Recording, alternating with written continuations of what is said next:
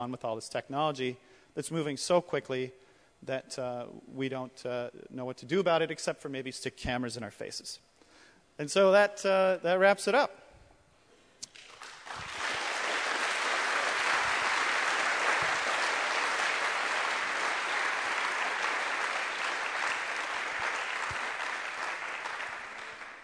I guess, does anyone have any questions for Kosta or I?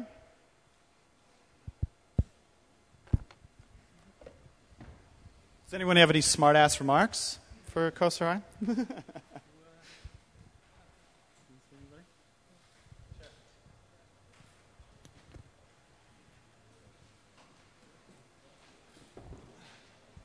Hello.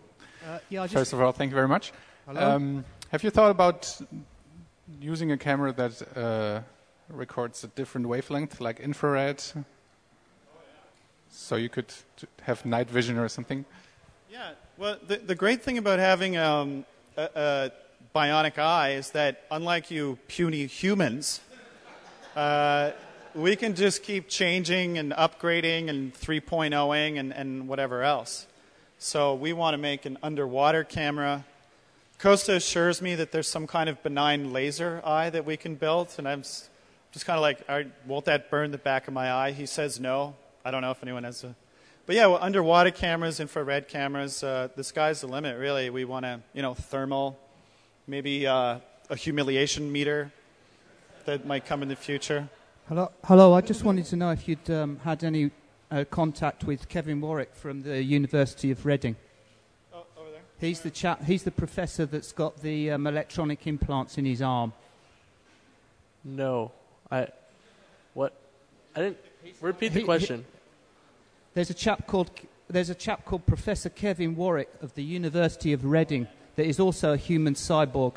He has implants in his arm which he controls and hopefully relates messages to people. Yeah, I spoke with Kevin Warwick because, ultimately I like to do a documentary about this in some form or another. And he's an interesting guy. He has a rat brain that's hooked up to a robot.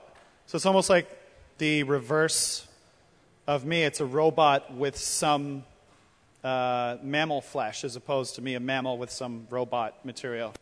So Gordon is the name of this robot, and it's controlled by a rat brain.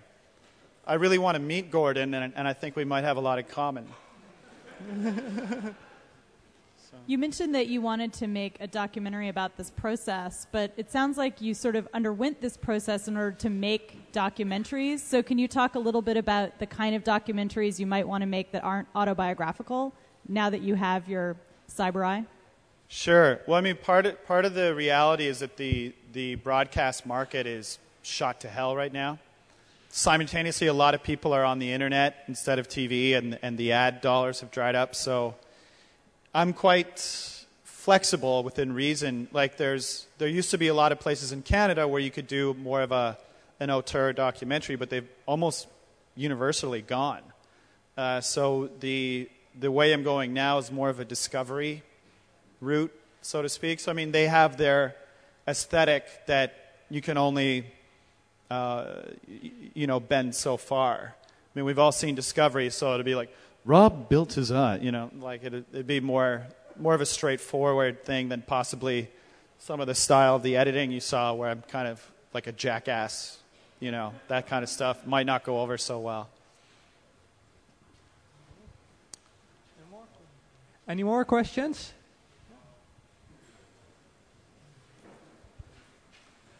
You talked about different eyes that could see in like an underwater camera and other modifications. What do you think the limit is for you as technology continues to grow and change and there's other ways you can modify your body? How far do you want to go in becoming the $6 billion man?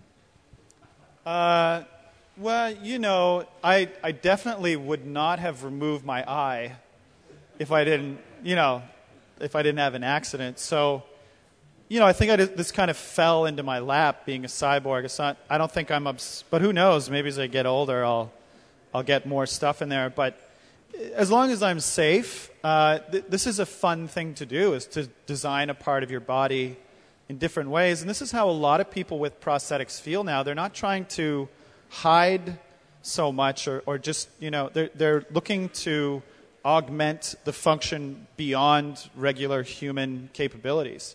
So there's a guy like Oscar Pistorius from South Africa who's got these crazy running legs that are, I guess, 10,000 euros. His are probably a lot more. And other racers are saying, this is not fair. This guy with no legs is faster than me.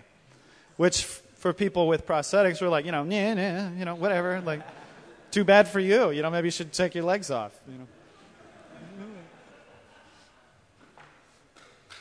Okay.